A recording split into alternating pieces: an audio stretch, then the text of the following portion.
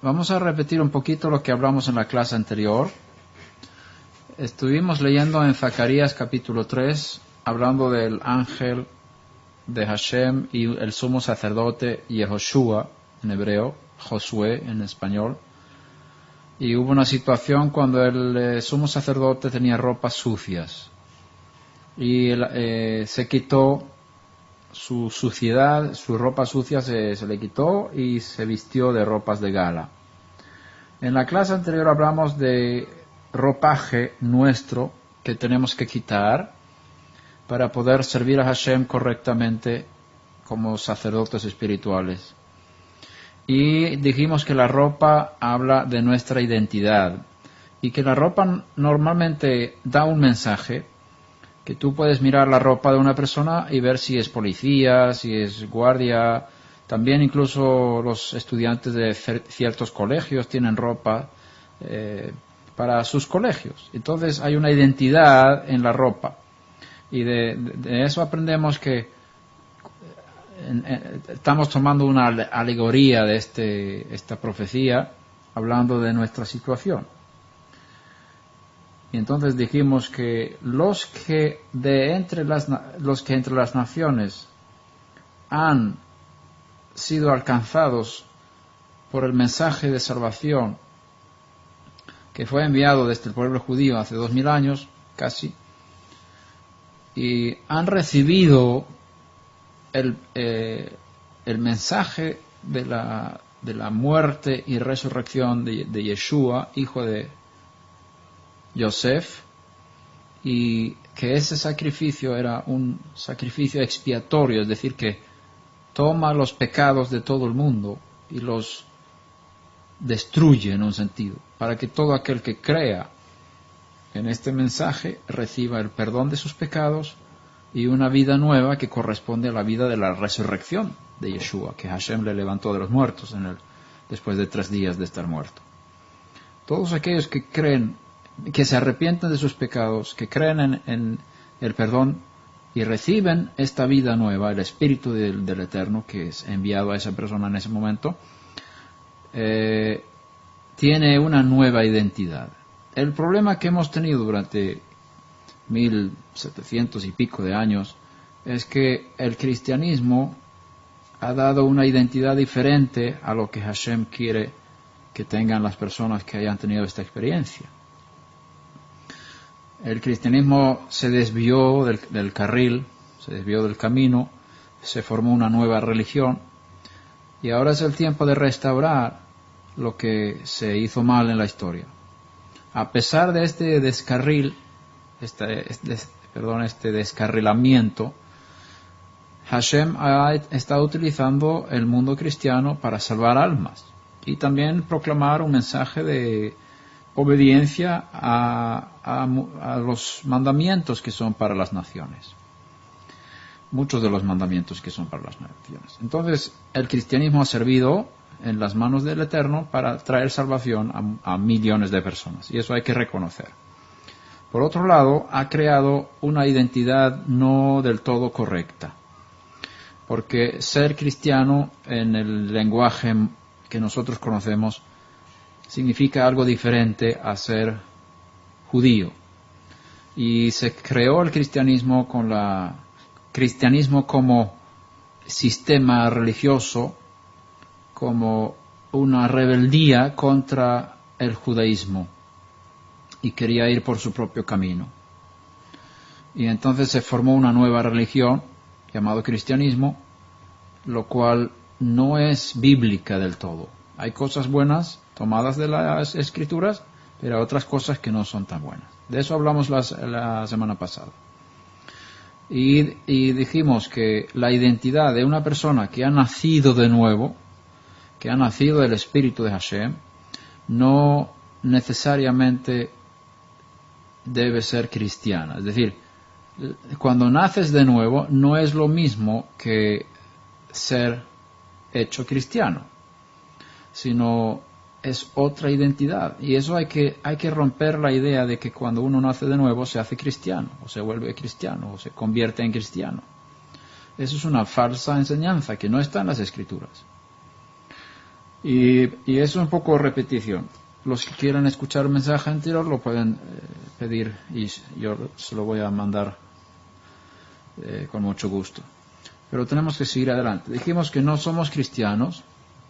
Estoy hablando en términos de somos, hablando de este grupo de personas de las naciones que han experimentado este nuevo nacimiento.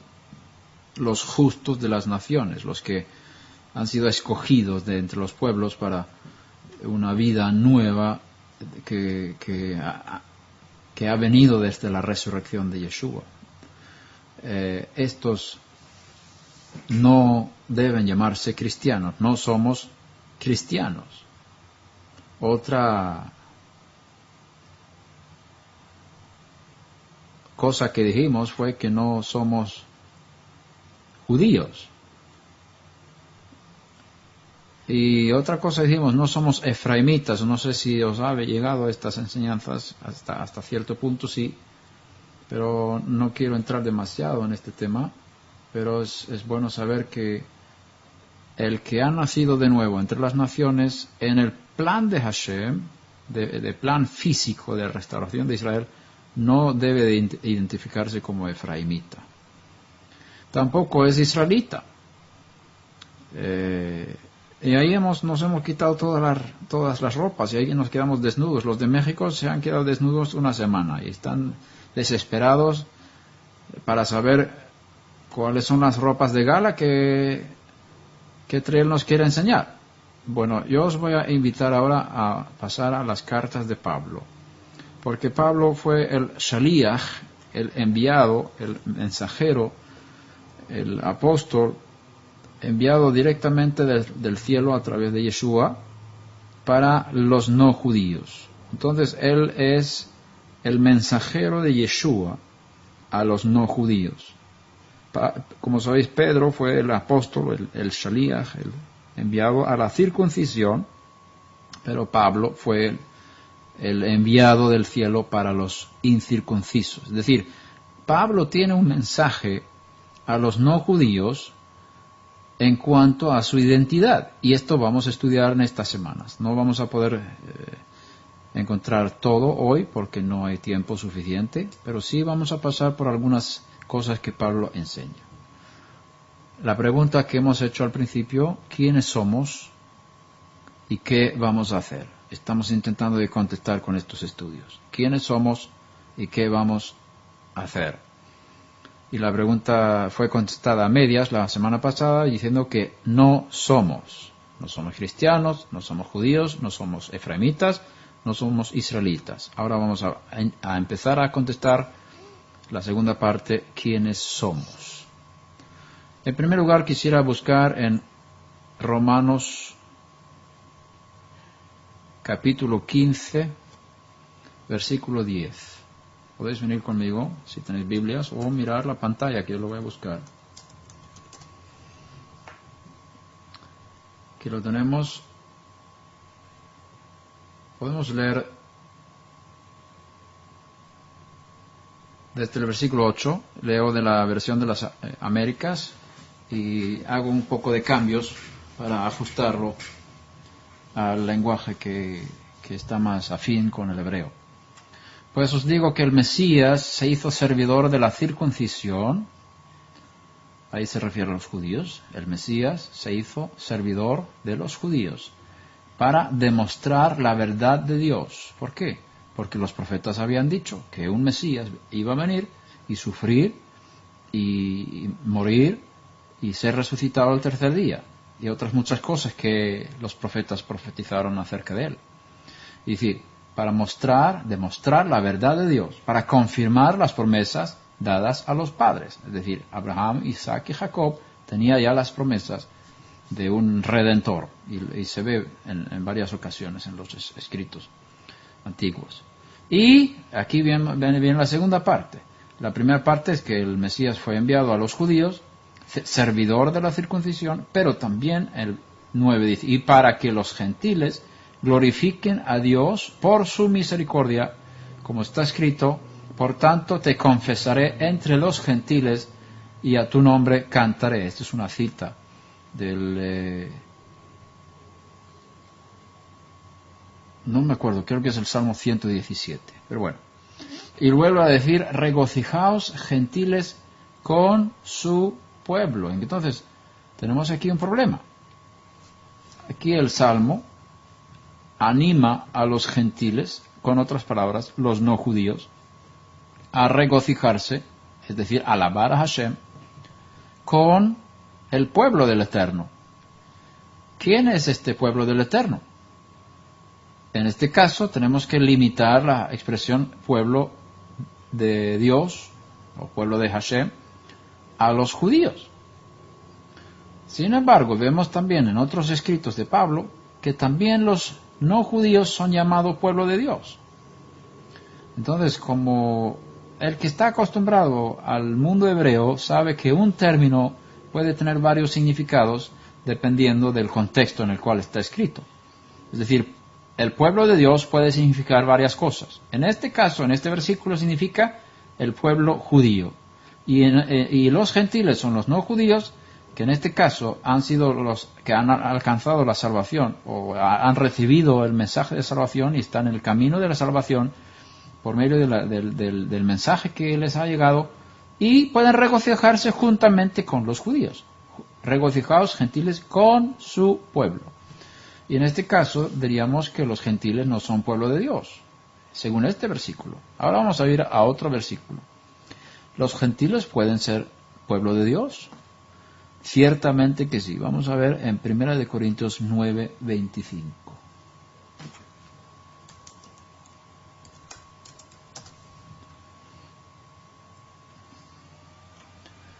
Y todo el que compite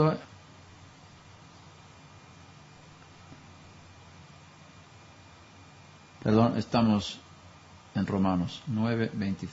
Sí. Romanos 9:25. Me equivoqué. Tiene que ser Romanos 9:25. Como también dice en Oseas, aquí está, a los que no eran mi pueblo, llamaré pueblo mío. Y la que no era amada, amada mía. Y Pablo toma este texto del profeta Oseas, que habla de la parte del norte de las 10 tribus, Efraín, que fue rechazada por Hashem, esparcida entre las naciones, no fueron reconocidos como pueblo de Dios por sus pecados, pero sí el pueblo judío, la casa de Judá seguía siendo siempre el pueblo de Dios. Pero en este caso, históricamente, el pueblo de Dios del norte, de las 10 tribus, perdían la identidad de ser pueblo de Dios. Y en este profeta de Oseas, hay una promesa de la restauración de la identidad de las 10 tribus. Y no la hemos visto todavía, va a venir en el futuro. Pero también Pablo usa la misma idea, el mismo mensaje, aplicándolo a los gentiles. Podemos leer el versículo 23, para tener el contexto. Lo hizo para dar a conocer las riquezas de su gloria sobre los vasos de misericordia, que de antemano Él preparó para gloria. Es decir, nosotros, a quienes también llamó, no solo de entre los judíos, sino también de entre los gentiles. Como también dice en Oseas, a los que no eran mi pueblo, refiriéndose en este caso a un pueblo que es como gentil. Ya perdieron el derecho de ser llamados pueblo de Dios. Ellos, dice aquí, llamaré pueblo mío. Y entonces tenemos dos textos que aparentemente tienen una contradicción. En un texto dice que los gentiles no son el pueblo de Dios y se tienen que regocijar juntamente con el pueblo de Dios. Ahí el pueblo de Dios es el pueblo judío. Pero aquí en Romanos 9 dice que a los que no eran pueblo son llamados pueblo mío. Dios dice, vosotros que sois gentiles, también os llamo mi pueblo. No que los gentiles en sí sean llamados pueblo de Dios, sino los que han sido llamados y los que son vasos de misericordia, los que han recibido la misericordia de Hashem y han recibido la salvación. En Efesios 1:14 también habla de lo mismo. Vamos a ir a ese texto.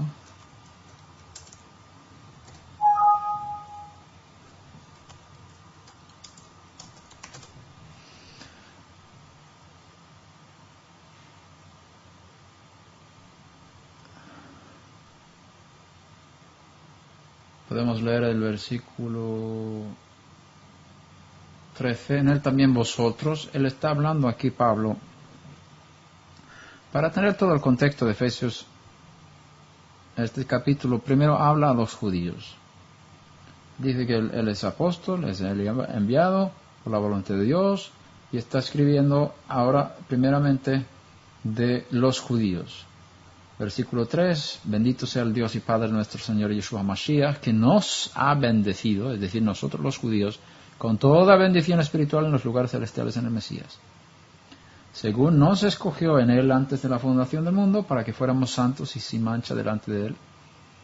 En amor nos predestinó para adopción como hijos para sí, mediante Yeshua Mashiach, conforme al beneplácito de su voluntad, para la alabanza de la gloria de su gracia, que gratuitamente ha impartido sobre nosotros en el amado.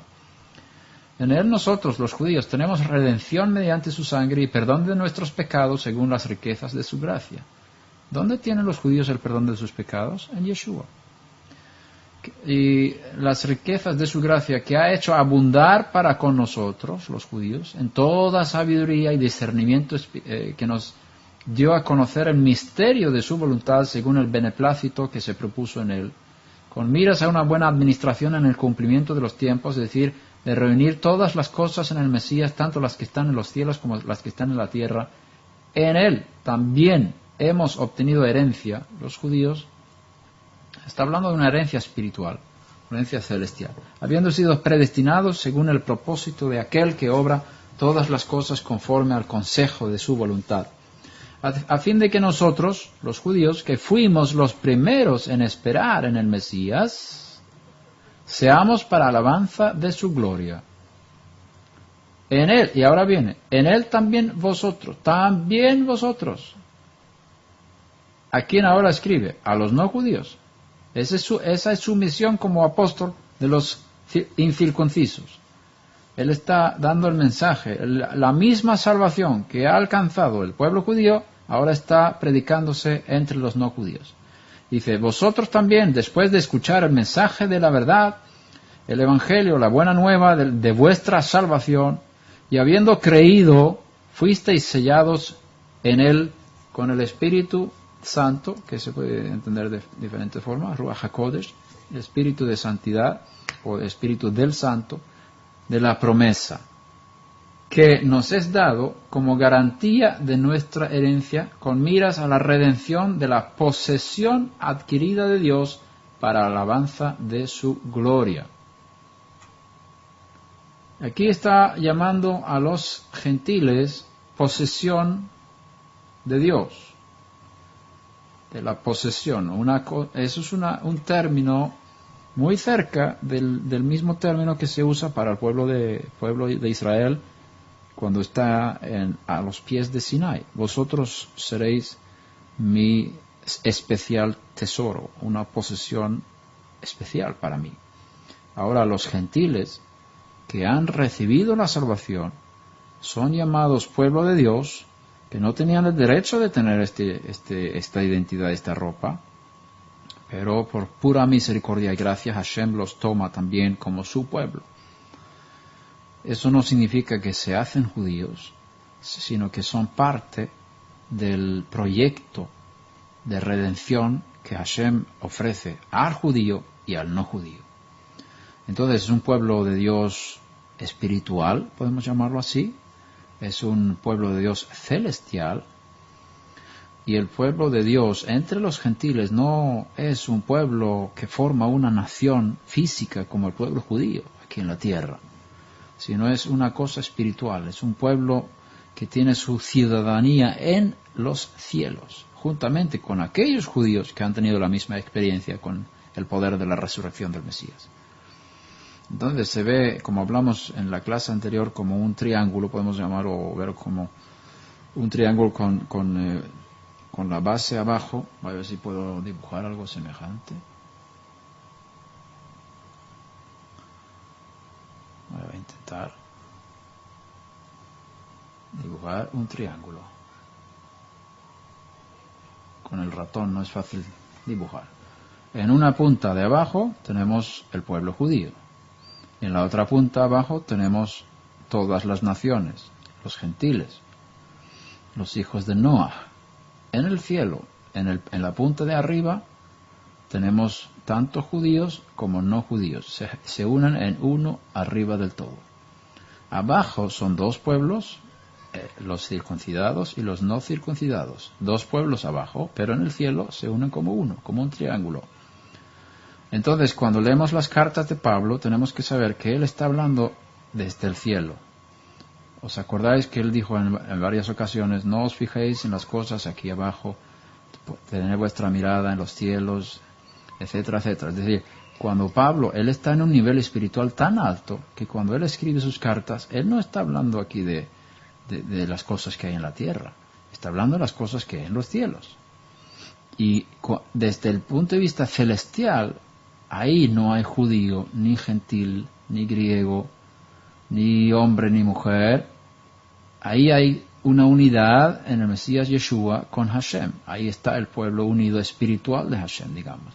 En la tierra hay diferencias. Hay diferencias entre judíos y gentiles, diferencias entre hombres y mujeres, entre esclavos y libres, etcétera, etcétera. Tenemos las diferencias en la tierra, pero en el cielo hay una unidad. Entonces, no podemos bajar lo que hay en el cielo y ponerlo en la tierra, decir que ahora todos, los judíos y los gentiles, tienen que formar una sola iglesia y crear una iglesia universal, con otras palabras, católica, la que se ha intentado hacer en la historia, lo cual es un fracaso, porque el judío no quiere dejar su identidad como judío y el cristiano no quiere convertirse en judío y vivir según las normas judías. O sea, que tenemos dos pueblos por fuerza y la historia nos muestra el fracaso de esta idea. Por lo tanto, la congregación de Dios, la congregación espiritual de Dios, hay que mantenerla en el cielo. Si intentamos poner este concepto en la tierra, crearíamos otra religión nueva, que sería la Iglesia de Dios nueva, católica, o como queremos llamar, porque católico significa universal, donde caben judíos y no judíos y tienen las mismas normas. Esto no es lo que Pablo está enseñando, porque lo vemos también en la carta a los, en el Hechos de los Apóstoles, que cuando él fue acusado de haber enseñado a los judíos en la diáspora a abandonar a Moisés y a las tradiciones de su pueblo, le animan a que entre en el templo a hacer sacrificios y santificarse con algunos hombres y pagar sus sacrificios, y así mostrar que él sigue viviendo según la ley, conforme a todos los judíos que tienen que vivir según los mandamientos de Moisés y las tradiciones hebreas. También él dice en Hechos de los Apóstoles 28 que yo no he hecho nada en contra de la ley ni en contra de las tradiciones de nuestro pueblo. Es decir, Pablo no enseñaba a los judíos a abandonar ni la Torá de Moshe ni las tradiciones judías. ¿Qué enseñó a los no judíos entonces? Tampoco enseñó a los no judíos a vivir como judíos en todo lo que eso implica. Ciertas cosas sí les enseñó a vivir, pero no todas. Y ahí sí hubo una división entre el estilo de vida judío y el estilo de vida de los no judíos. Entonces, Pablo ha sido muy acusado por todos lados de crear una nueva religión, de hacer que los judíos no sigan sus tradiciones y muchas otras cosas, de abolir la ley, cosas de eso. Todas estas acusaciones han obscurecido nuestro entendimiento de cuál es el mensaje de Pablo realmente. Ahora, para mí una de las claves para entenderlo es, como he dibujado en este dibujo, que él habla desde un nivel muy alto espiritual. Y ahí es uno. Podemos hablar de dos letras. Aquí voy a escribir una letra hebrea, que es la misma. Una es cursiva y la otra es imprenta. Esta letra cursiva que es Aleph, y esta es la letra imprenta, Aleph. En la tierra tenemos Bet. Esta es cursiva y esta es más o menos la imprenta. Cuando estamos en el cielo es Ejad. Por eso Hashem es Ejad, hay una unidad, Ejad. Eso conocéis con el Shema. Shema Israel, Hashem Elokeinu, Hashem Ejad. Aleph es Ejad, uno. Es la primera letra del alfabeto y habla de unidad, y eso hay en el cielo. Hay una completa unidad en el cielo. En la tierra hay Bet, que es dos. Podemos hacerlo así. La primera letra del alfabeto, la primera letra de la Torá es Bet. Por eso empieza diciendo Bereshit, bara Elohim et hashamayim et haaretz. Bereshit es la segunda letra. La primera letra de la Torá es la segunda letra del alfabeto hebreo. Y esa letra corresponde a 2. Bet igual a 2. Aleph igual a 1. De ahí aprendemos que cuando el mundo fue creado como dualismo. Tenemos día y noche, tenemos mar y aguas, tenemos cielos y tierra, tenemos hombre y mujer, tenemos judíos y no judíos. Todo lo que hay en este mundo es dual. Tenemos también Yetzer HaTov, Yetzer Hara, tenemos muchas cosas dobles. Y el mundo actual, el mundo físico, el mundo que nosotros hemos sido creados para vivir en él, es un mundo que tiene la base Bet, no la base Aleph. Por lo tanto, en este mundo hay judíos y hay no judíos. Pero en el mundo celestial hay una unidad. Y de ahí sacamos el mensaje de Gálatas 3, que no me acuerdo del versículo, vamos a ver, no está. 3:28 creo que es.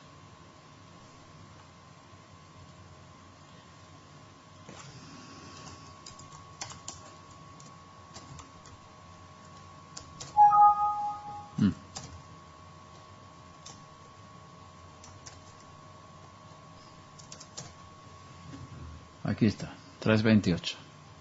No hay judío ni griego, no hay esclavo ni libre, no hay hombre ni mujer, porque todos sois uno en el Mesías Yeshua. Y si sois del Mesías, entonces sois descendientes de Abraham, herederos según la promesa. Entonces, esta unidad de la cual se habla aquí no está en la tierra. Porque en tal caso tendríamos que quitar todas las señales de los baños, donde hay señales de mujeres y hombres. Eso no es así. Todavía hay diferencias entre hombre y mujer, y tiene que haber diferencia. Todavía hay diferencias entre judíos y no judíos. En este caso la palabra griego se refiere al no judío.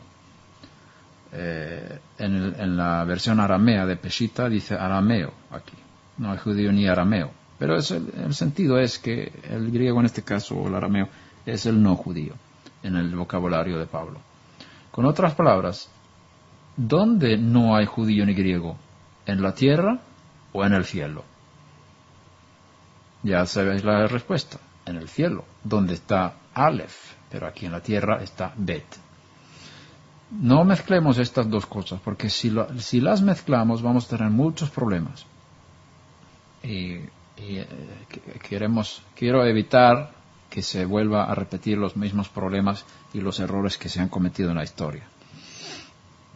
Con otras palabras, el no judío que recibe el mensaje de salvación que fue dado a los judíos y transmitido por los judíos a los no judíos, no se vuelve judío. Y no debe convertirse en judío porque hay un plan de Hashem para Israel y las naciones. Por eso Romanos 15, que leímos al principio, dice: alabad a Hashem todas las naciones gentiles juntamente con su pueblo. Es el plan de Hashem. Si todos los gentiles, al encontrar la salvación o a ser alcanzados por el mensaje de salvación y haber recibido esta vida nueva, si todos se hubieran convertido en Israel, no habría naciones. Y Hashem quiere que haya Israel y 70 naciones, como originalmente hubo. Y este es el plan para el mundo. Entonces, el que hace una religión donde se une el judío y el no judío en una sola sopa, no está cumpliendo el plan de Hashem para el mundo, porque Él quiere que haya judíos y no judíos. Ahora, la identidad del no judío es ser pueblo de Dios, pero ahí es una identidad celestial, como hicimos aquí el dibujo que se me ha borrado, pero bueno. Es una identidad celestial. En la tierra tú no eres judío. En el cielo eres pueblo de Dios. En la tierra el judío es pueblo de Dios. El gentil no es pueblo de Dios en la tierra. Espero que quede claro esto. Ahora, tu identidad está en los cielos, pero también tienes una identidad aquí en la tierra. Eres mexicano, eres español o otra nacionalidad que donde naciste. Y como tú naciste para ser de una nación, recibiste la nacionalidad en tu nacimiento, ¿verdad? Naciste para ser mexicano, naciste para ser español. Y lo mismo pasó en la nueva identidad que hay en los cielos. Naciste de nuevo para ser pueblo de Dios en los cielos. Es un nacimiento natural y un nacimiento sobrenatural, espiritual. Pero tú no puedes decir que como nací de nuevo, yo pertenezco al pueblo físico de Israel en la tierra. Físicamente no perteneces a ese pueblo, pero espiritualmente sí, porque hay una conexión celestial entre el judío y el no judío en el cielo, donde está el Mesías. Y a través del Mesías hay una unidad en el cielo. Espero que esto haya quedado muy claro. Por lo tanto, tú sigues siendo mexicano, español o colombiano, lo que sea, pero tienes doble identidad, una identidad celestial y una identidad terrenal. Eres pueblo de Dios, pero en el cielo, espiritualmente hablando. Y cuidemos de no decir que ahora soy Israel, porque estás tomando un lugar en la tierra que no te corresponde si no eres judío. Ahora, volvemos a otro texto, vamos a ir a otro texto. Entonces hemos dicho que por un lado sí somos pueblo de Dios, y por otro lado no somos pueblo de Dios. Si miramos desde este punto de vista la tierra, no somos pueblo de Dios, porque somos pueblo de parte de las naciones, pero si miramos desde el punto de vista celestial, sí somos pueblo de Dios. Otro tema que quisiera sacar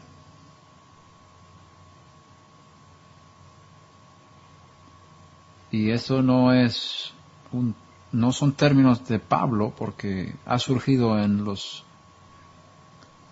últimos tiempos, digamos, el concepto de religión. El judaísmo se considera una religión, pero cuando Maimónides escribió los 13 principios de fe, él no usó la palabra religión. Esta es la ley de Dios y su Torah, dice. Entonces, el concepto de religión se ha creado para marcar la diferencia entre el judaísmo, la fe judía y otras religiones como el cristianismo, el islam, budismo, hinduismo y demás. En el plan del cielo no cabe más que una religión en ese sentido.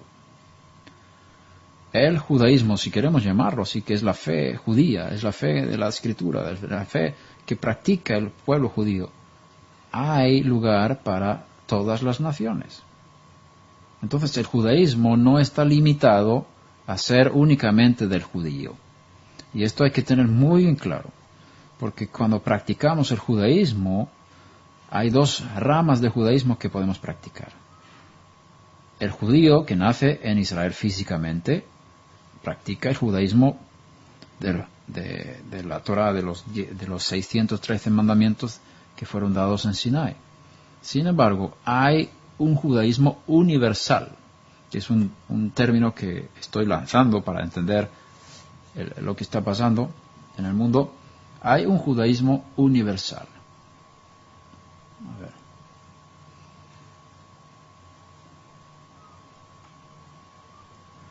Y este judaísmo es para todas las naciones. Es decir,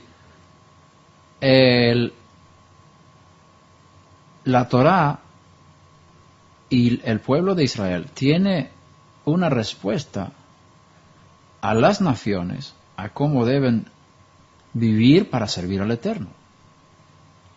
Y esto lo llamo yo judaísmo universal. En ese sentido, la persona que ha recibido el mensaje de salvación que ha salido de los judíos, se ha arrepentido de sus pecados para vivir una vida santa y justa como un justo, cumple los mandamientos que le corresponden, esa persona practica el judaísmo y no se identifica como, no debe identificarse con otra religión. Es parte de la fe judía. Por eso se podría llamar, te preguntan, ¿qué religión, de qué religión eres? Yo practico la fe judía, puedes decir. ¿Eres judío entonces? No, no soy judío. Pero hay dos ramas de judaísmo, que es bueno, en un sentido, no sé si se podría decir ramas, pero dos expresiones del judaísmo. El judaísmo de judíos y el judaísmo para no judíos.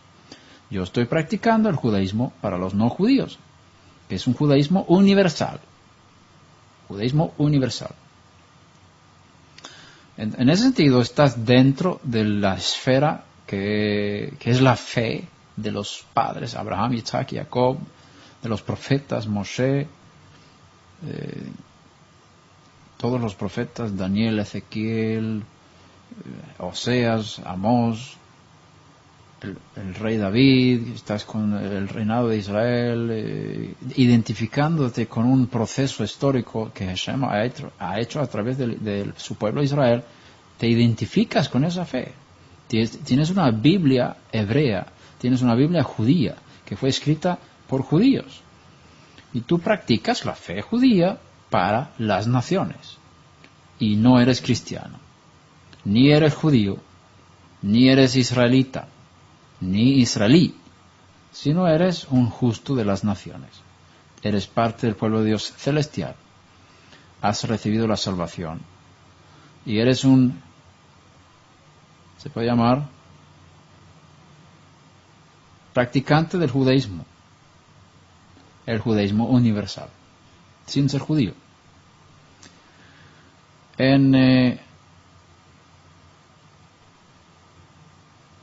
Romanos capítulo 4, vamos a leer un texto ahí.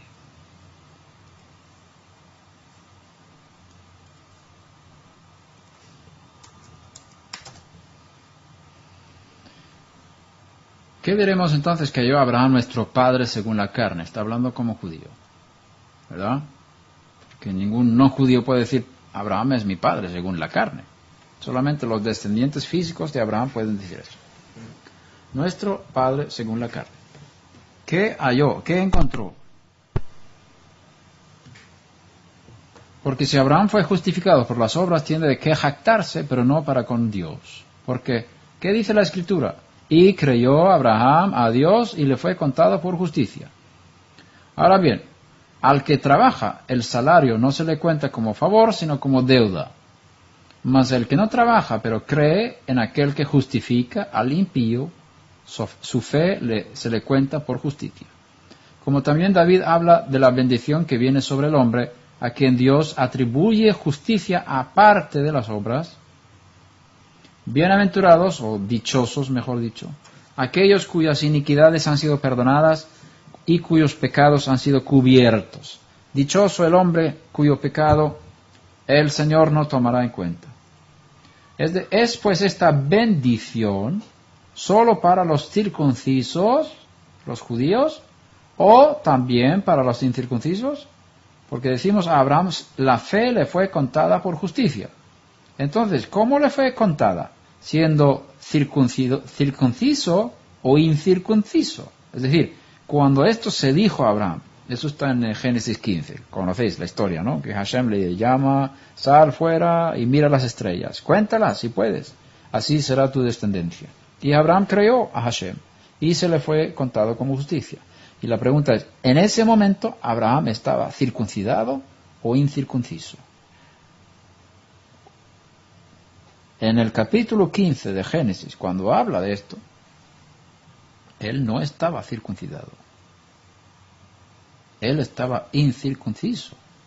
Es decir, él fue justificado por su fe siendo una persona incircuncisa. No estaba dentro del pacto de la circuncisión.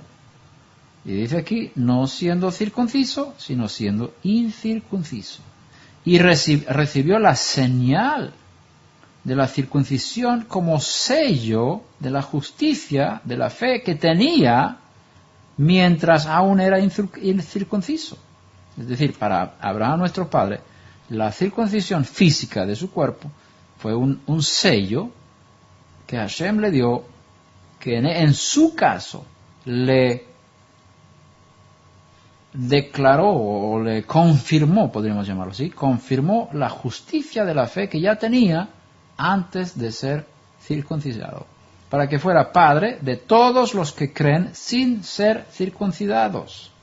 Padre de todos los que creen sin ser circuncidados, a fin de que la justicia también a ellos les fuera imputada. Aquí se refiere a la justicia como una justificación. Eso es un término jurídico un poco difícil. Cuando uno recibe el perdón de sus pecados, también es justificado, es decir, declarado inocente. Esa declaración de inocencia es un término legal, jurídico, ante el juez supremo que es el Dios celestial. Él te declara inocente, aunque tú hayas sido culpable por el pecado. Pero como tú crees en Hashem y en su misericordia, como Abraham lo hizo, Hashem le declaró inocente y a ti también te ha declarado inocente. Tus pecados te son perdonados, has sido liberado de la culpa de ellos, alguien llevó tu culpa y tu castigo. Ahora, esta justicia, esta justificación, esta declaración de inocencia es dada también a los no judíos. ¿Cómo? Por medio de la fe. Y entonces Abraham es padre de ellos. ¿Cuánto tiempo Abraham vivió siendo incircunciso? ¿Cuántos años tenía cuando se circuncidó? Él tenía 99 años cuando se circuncidó. Así que cuando se circuncidó ya había vivido 99 años. ¿Y cuántos años vivió después de ser circuncidado? 76. Él murió a los 175 años. Tú tienes 76 años de circunciso y tienes 99 años de incircunciso. Eso nos indica que Abraham vivió más tiempo incircunciso que circuncidado. Y cuando él fue declarado inocente por su fe, él era incircunciso. Y Pablo está usando este hecho diciendo que los que no son circuncidados, los que no son judíos, tienen la misma posibilidad de Abraham de recibir la justificación por la fe, y entonces de esta forma ellos son descendientes espirituales en este sentido de Abraham, porque siguen los pasos de la fe que él tenía siendo incircunciso. Entonces ellos también pueden llamar a Abraham su padre como ejemplo de creyente, ejemplo de conducta, ejemplo de no estar circuncidado durante 99 años de su vida. Cuando tengas 99 años, quizás te podrás circuncidar si eres varón, pero cuando llegues a esa edad ya hablaremos. Entonces vive incircunciso Y Abraham también se circuncidó. En su caso, Hashem confirmó la fe que tenía cuando era incircunciso con este acto, pero también la circuncisión de su carne. Hay una promesa, hay varias promesas. Una promesa es que él, junto con sus descendientes, los que son fieles a la circuncisión, varones, y los varones se circuncidan, pero las mujeres también, como descendientes de Abraham, son incluidas en este pacto de la circuncisión, sin que tengan que circuncidarse en la carne. Abraham y sus descendientes de la circuncisión van a ser pueblo de Dios de una forma especial. Ellos serán mi pueblo, yo seré su Dios. Y ahí se forma ahí una nación nueva. Entre las 70 naciones que hubo en el mundo, Hashem iba formando una nación sacerdotal, una nación nueva. Los incircuncisos, descendientes de Abraham, no son parte de esa nación de la circuncisión. Y ahí que tenemos que hacer una división. Pero sí reciben la misma justificación por fe que Abraham y tienen el derecho de llamar a Abraham su padre, en el sentido su padre espiritual. Entonces, en ese sentido, son hijos de Abraham, también los no judíos, y esto lo podemos ver también en Gálatas, como mencionamos, Gálatas 3:7.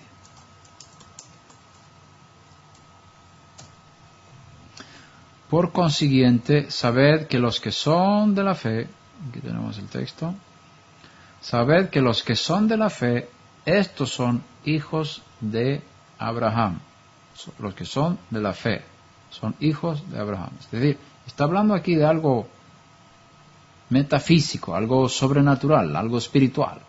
No está hablando aquí hijos físicos de Abraham, hijos de la carne.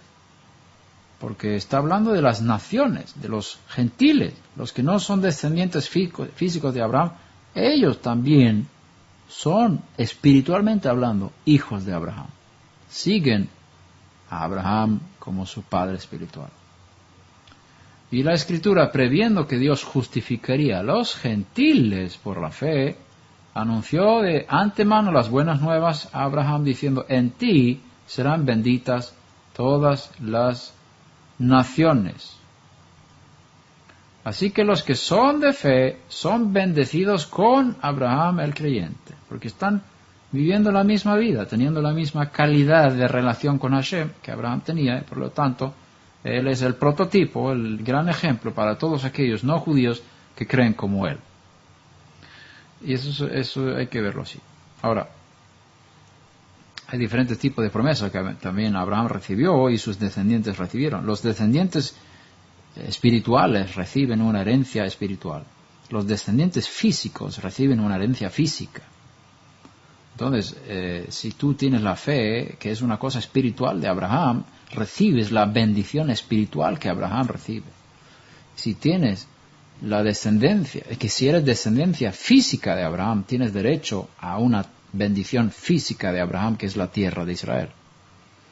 Ahora, si el no judío fuese considerado parte del pueblo de Israel, en el momento de tener la fe de Abraham, dejaría de ser gentil, dejaría de ser parte de las naciones y sería parte de Israel. Entonces tendría también derecho a vivir en la tierra de Israel como los descendientes físicos de Abraham. Y eso no es así. Hashem no ha planificado que todo el mundo, porque entonces, ¿para qué? Digámoslo así. Si la idea es ir a hacer discípulos a todas las naciones, cuando se hagan discípulos las naciones, serían Israel, ya no serían naciones. Entonces ya no habría naciones. Si todo el mundo tiene que ser alcanzado con este mensaje de salvación para convertirse en Israel, en tal caso, si esto fuera cierto, entonces ya no habría naciones. Y Israel dejaría de funcionar como nación sacerdotal para el mundo. Israel dejaría de tener su papel como pueblo escogido que tiene que enseñar a las naciones, que tiene que redimir el pecado de las naciones, que tiene que ser luz a las naciones, etcétera. Israel dejaría su papel como pueblo sacerdotal para el resto del mundo. Entonces, no no cuadra la idea de que el que se convierte entre las naciones se vuelve Israel. No se vuelve Israel. Es parte del Israel proyecto celestial, pero no de la parte Israel proyecto terrenal.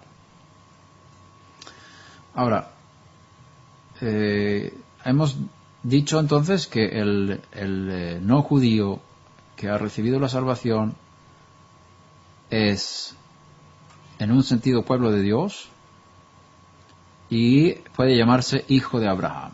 Es una identidad espiritual, las dos cosas, y está en el mundo invisible.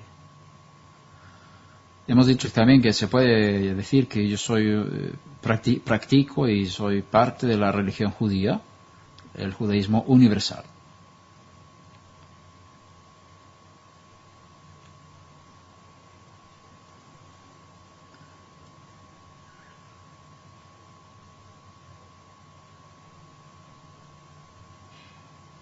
Podemos también sacar otros textos. En Gálatas 3:26, como estamos aquí en Gálatas 3, dice, porque todos sois hijos de Dios mediante la fe en el Mesías Yeshua. Esto es una identidad muy fuerte. Hijo de Dios. Hijos de Dios. Es una identidad muy fuerte. Si estudiamos las Escrituras, vemos que el término hijo tiene dos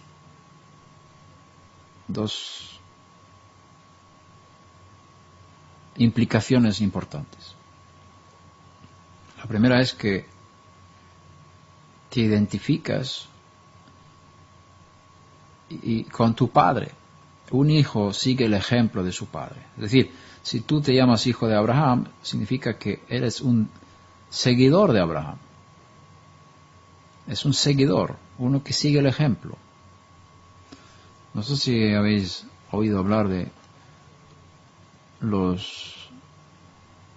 las crías de los patos y otros muchos pájaros. Los patos, por ejemplo. Mi profesor que tenía en la escuela, él había hecho un experimento.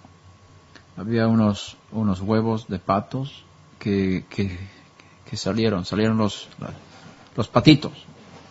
Y ellos tienen algo programado. Hashem los ha programado así que cuando lo primero que ven moviéndose, después de su nacimiento, digamos, cuando salen de los huevos, lo primero que ven moviéndose piensan que es la madre.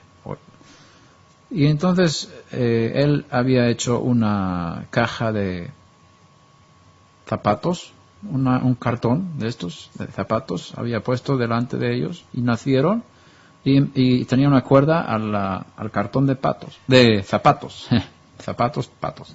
Y empezó a mover ese cartón y los patitos seguían el cartón, la caja de zapatos, porque se movía. Entonces se identificaban con esa caja de cartón pensando que era la madre o el padre. Y ellos fueron programados a seguir detrás de su padre y su madre.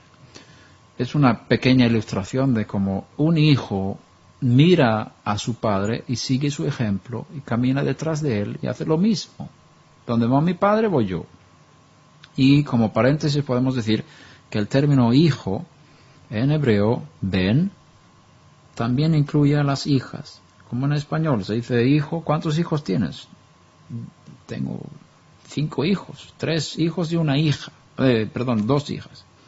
5 hijos, 3 hijos y 2 hijas.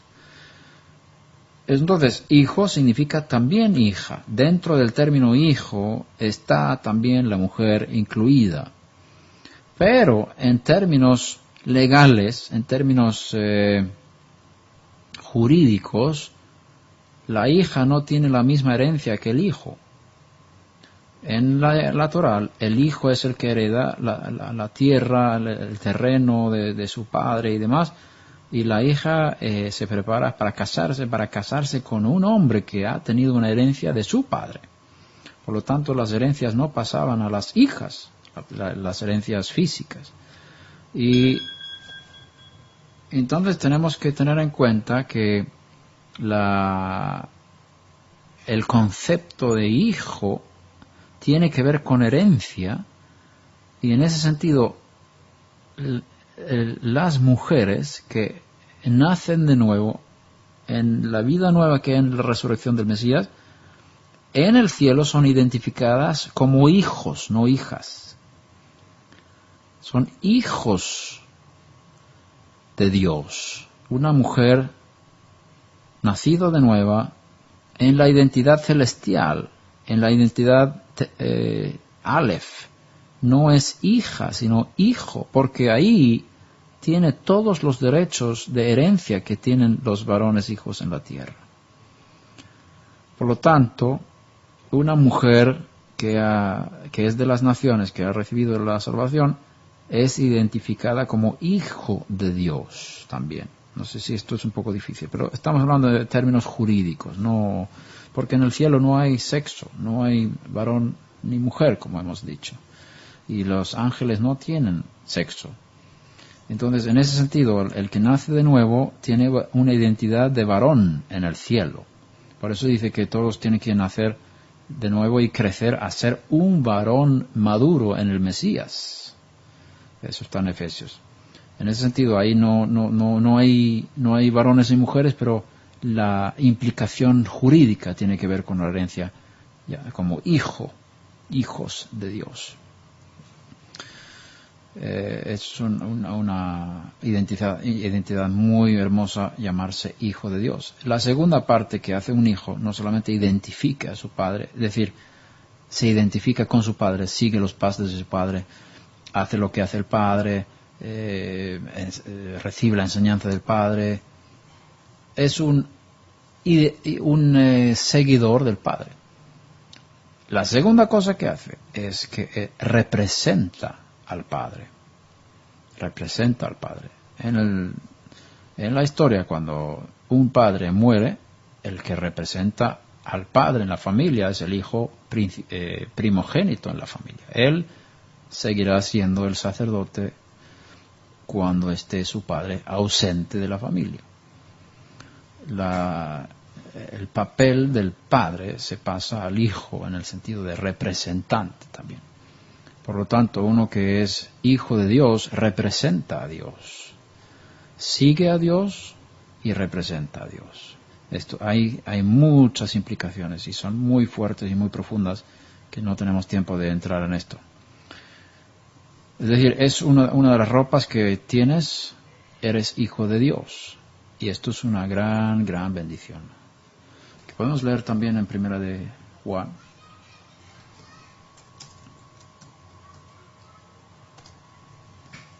Capítulo 2.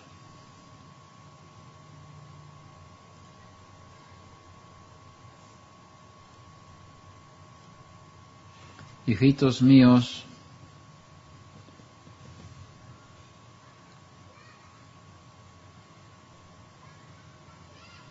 vamos a ver.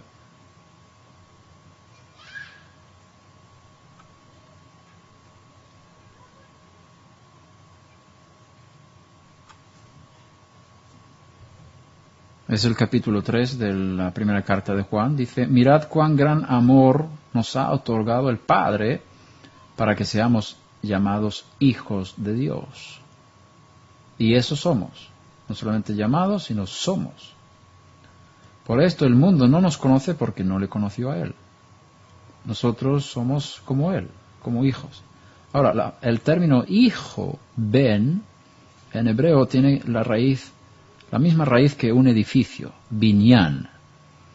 Boné es construir. Ben tiene que ver con construcción. Y el enfoque no es, según he entendido, no es tanto haber nacido de Dios, porque ahí sale la palabra yeled, de la palabra yalad, lehivaled, dar a luz. Yeled es niño, y el enfoque en el idioma hebreo es más como haber nacido de Dios. La palabra ben no tiene esa conexión con un nacimiento, sino tiene conexión con una identificación. y una representación, como hemos dicho antes. Por lo tanto, el ser hechos hijos de Dios significa que te conviertes en uno que tiene un ideal. Dios es tu Padre y tú representas a Dios. No está el enfoque en haber nacido de Dios, en la palabra ben, hijo.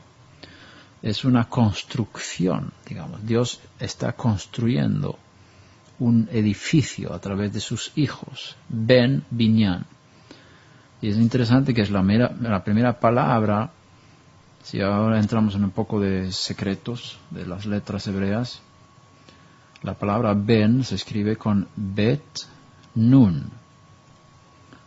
Bet, nun.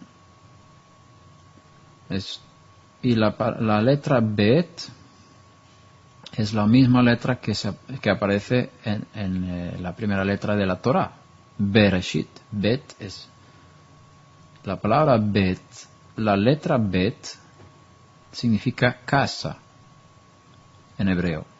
Beit Lehem tenemos, por ejemplo, Belén. Beit es casa. Y Nun es el número 50. Bet número 2, como dijimos antes. Es decir, cuando escribes Ben, hijo, al mismo tiempo escribiste 52. Pero lo interesante aquí que quería destacar es, si eres hijo de Dios, Ben, eres parte de este mundo, Bet, pero Nun es el número 50, que es el número en las Escrituras para la redención. La redención. Los de este mundo, que fueron creados en este mundo, les ha alcanzado la redención y se convierten en Ben, en hijo. Eso es un poco mirando el significado de las letras. Eres hijo de Dios y tienes un estatus súper grande.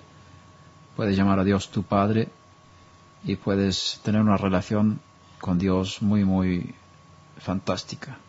Y en Efesios capítulo 5, versículo 1, está escrito: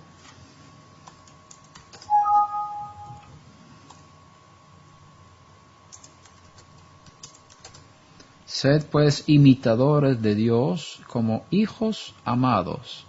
Aquí tenemos la función principal de ser hijo, imitador. Es decir, si Dios es justo, tú como hijo de Dios eres justo. Si Dios dice la verdad, tú como hijo de Dios dices la verdad. Si Dios perdona, tú como hijo de Dios perdonas. Eres imitador de Dios como hijo amado. Etcétera, etcétera. Hay muchas cosas aquí se puede hablar. Creo que vamos a poner punto aquí porque ya hemos hablado de algunos términos importantes. Y en la próxima clase seguiremos hablando de las ropas, la identidad que tiene el creyente de origen gentil. ¿Hay preguntas?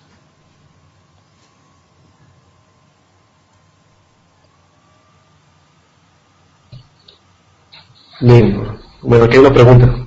Sí. Hola, buenos días, buenas tardes allá. Sí, buenos días. Dentro de lo que es, a lo mejor más adelante va a tocar el tema de esto. Me ha nacido una pregunta. Es muy claro y muy interesante ahora nuestras nuevas ropas que vamos a vestir. Y en esta relación extraordinaria de esta nueva identidad que está quedando muy clara, ahora introduciéndome al qué hacer y cómo hacerlo, encuentro oraciones hebreas, encuentro un sidur muy hebreo, de repente no encuentro a Mashiach en el sidur como un por ejemplo, se lee y se dice, por los méritos del rabino tal, tal, tal. Y me es un poco incómodo porque no encuentro específicamente escrito por los méritos de Mashiach.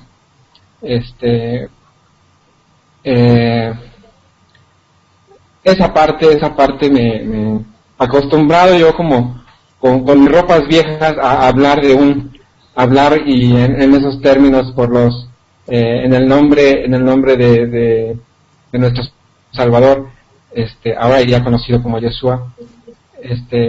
Me queda un poco incómodo el cómo lo estoy haciendo.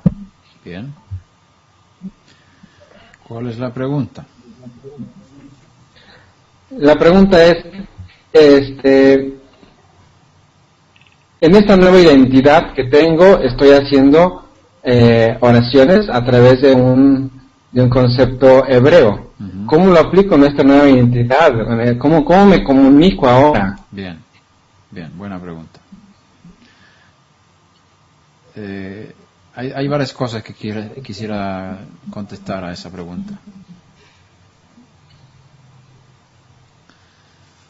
Una es que no encontramos en ningún texto de los escritos mesiánicos que debemos orar a Dios usando la fórmula en el nombre de Jesús o en el nombre de Yeshua.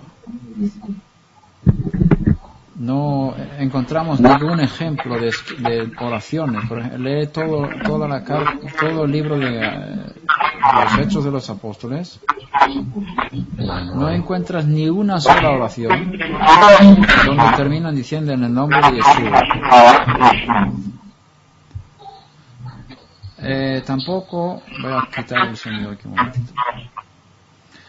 Tampoco encuentras en las cartas de Pablo ni una sola oración que diga estoy pidiendo al Padre todo esto en el nombre de Yeshua. No encontramos esa fórmula en las oraciones escritas de los escritos mesiánicos o apostólicos. Entonces, cuando Yeshua dice en Juan, en su charla de despedida a sus discípulos, que hasta ahora no habéis pedido en mi nombre, pedid en mi nombre y os lo haré. ¿Cómo ellos entendían esa palabra? No entendían esa palabra que tenían que usar la fórmula en el nombre de Yeshua cuando estaban orando a Dios. Lo entendían de otra forma. ¿Por qué? Porque no vemos ningún ejemplo de oraciones que digan en el nombre de Yeshua. Tenemos otro ejemplo, por ejemplo, cuando Pablo está enfrentando a una mujer, una chica que tiene un espíritu de pitón, un espíritu de adivinanza, él le dice, yo te ordeno en el nombre de Yeshua que salgas de ella. Y también los apóstoles dicen, o los enviados dicen, hasta los demonios se nos sujetan en tu nombre. O en tu nombre hicimos muchos milagros, en tu nombre expulsamos demonios, etcétera, etcétera. Entonces, ¿cómo entendían el concepto del nombre de Yeshua? No es lo mismo que aprendiste en el mundo cristiano. En el mundo cristiano entendiste el nombre de Yeshua como una fórmula para terminar la oración para que Hashem te escuchara. Ellos no lo hacían así. Entonces, eso requiere un estudio aparte. Mira los escritos de apostólicos y verás que no hay oraciones que usan la terminación en el nombre de Yeshua. Ahora, eso no significa que no se puede hacer. Claro que se puede hacer, pero no es necesario. No tenemos ejemplos de que hicieron eso. Ahora, ¿qué significa lo que Yeshua dijo en Juan 14, 15 y 16? Oraréis en mi nombre, pediréis en mi nombre. Eso es la base jurídica sobre la cual nosotros tenemos un acceso al Padre mucho más profunda. Cuando conocemos a Yeshua y hemos recibido el Espíritu de Hashem a través de la resurrección de Yeshua, Hay una conexión con Hashem mucho más rápida y no sé cómo decirte. Pero hay una elevación de contacto con el Padre Dios a través de la resurrección de Yeshua. Él es el puente, Él es el camino, y nadie viene al Padre sino por Él, tanto judío como no judío. Sin embargo, yo estoy convencido de que muchos que oran a Dios llegan a Dios y Dios les escucha, aunque no conozcan el puente, aunque no conozcan el camino, pero saben dónde está el Padre, y el Padre les contesta, y lo hace a través del puente, a través del camino, pero ellos no lo saben. Pero Él es el camino, Él es el puente. Ahora, por los méritos de Él, por la muerte de Él, por lo que Él ha hecho por nosotros, por el pueblo judío, el mundo entero, el Eterno nos recibe con benevolencia. Y es bueno recordarse, pero no significa que tengas que decirlo cada vez, pero tienes que saberlo. Tú que has reconocido esta verdad, tenlo como base en tu corazón. Y por eso Pedro dice en su primera carta que podéis sacrificar sacrificios espirituales que son aceptables a Dios por medio de Yeshua HaMashiach. Él es el camino, Él es la puerta, es el medio por medio del cual tú puedes acercarte a Dios libremente. Pero no significa que tengas que decirlo siempre, pero tenlo presente siempre. Ten presente que tú, por lo que Él hizo por ti, tienes un acceso muy, muy íntimo con tu Padre Celestial. Ahora, cuando tú, como no judío, no estás obligado a utilizar el Sidur en tus oraciones. Si te es incómodo el Sidur, no necesitas utilizarlo. Si el Sidur te puede ayudar en tus oraciones, utilízalo. Pero si te es una molestia y si lo encuentras incómodo en tu relación íntima con el Padre Celestial, yo te sugiero que no dejes que nada entre tú y Él, sino que no utilices el Sidur. Por lo menos un tiempo. Y si puede ser una ayuda con el tiempo, lo puedes utilizar.